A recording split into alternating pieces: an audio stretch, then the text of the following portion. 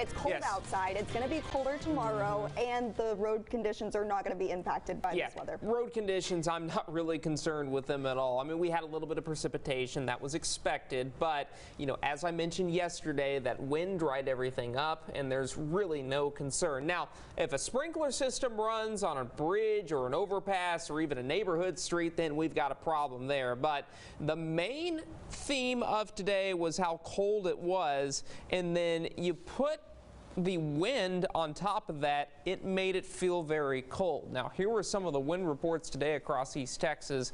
Longview Airport was 46 miles per hour. Mount Pleasant was 44. Tyler Pounds Airport 41, and then a lot of wind gusts anywhere from 30 to 40 miles per hour. Nacogdoches, Mineola Equipment Airport, Carthage, Gilmore Airport, and Lufkin recording some very strong winds. So that continued to decrease our wind chill, and it just feels absolutely miserable to be out and about right now. Mount Pleasant is the coolest temperature on the map. We're at 10 degrees there. It's 11 in Pittsburgh. We're at 14 in Jefferson.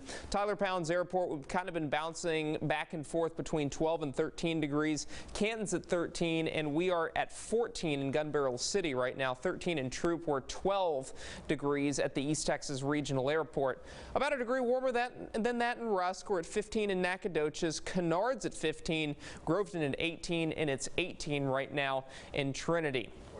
Wider look at what we're seeing.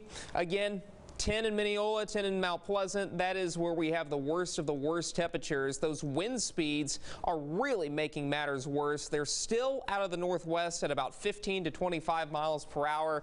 And because of that, folks, this is what it feels like. We feel like we are in the negatives now across our central and northern counties, with the worst place, as I mentioned, Mount Pleasant feeling like 10 degrees below zero and feeling like 8 degrees below zero in Sulphur Springs. Deep East Texas, the coldest feels like I have right now is Nac at about 3 below. So I can't emphasize this enough. If you need to be outside tomorrow morning, please be safe. Multiple layers, cover yourself from head to toe, because it's going to be absolutely miserable out there.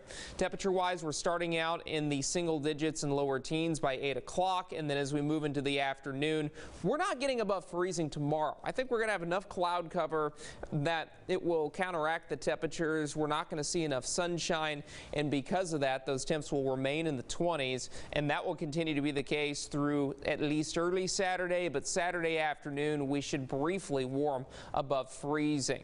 Once again, lows tomorrow. We're at 10 in Tyler, we're at 10 in Longview. Sulphur Springs will fall to 8. It will only be 7 in Mount Pleasant. I've got Athens at about 11 degrees. And then those wind chills for tonight, anywhere from about 5 to 10 below zero. That's what it's going to feel like. So not a lot different from right now, but we will see those temperatures fall just a little bit.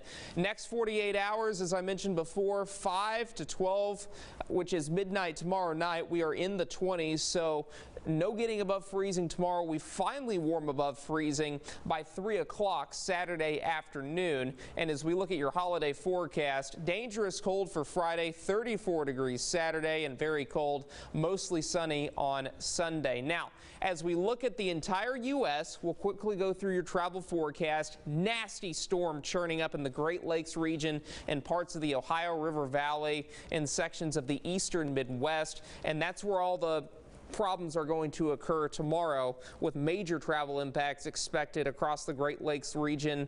We do see a little bit of relief on Christmas Eve, but not much. We're still seeing that yellow region, which is that moderate travel impact, and then we see another storm forming across the Pacific Northwest, and then we've got moderate travel impacts there as well. We will warm up next week. We're in the 60s, which is going to be big time relief for us compared to what we're seeing tonight. Wednesday and Thursday, we will see those high temperatures in the 60s. Deep East Texas, similar trend. We got to get through 48 consecutive hours of below freezing temperatures, but we'll finally warm above freezing Christmas Eve. Christmas Day, we're at 43. Katie? Carson, thank you. Well, good news.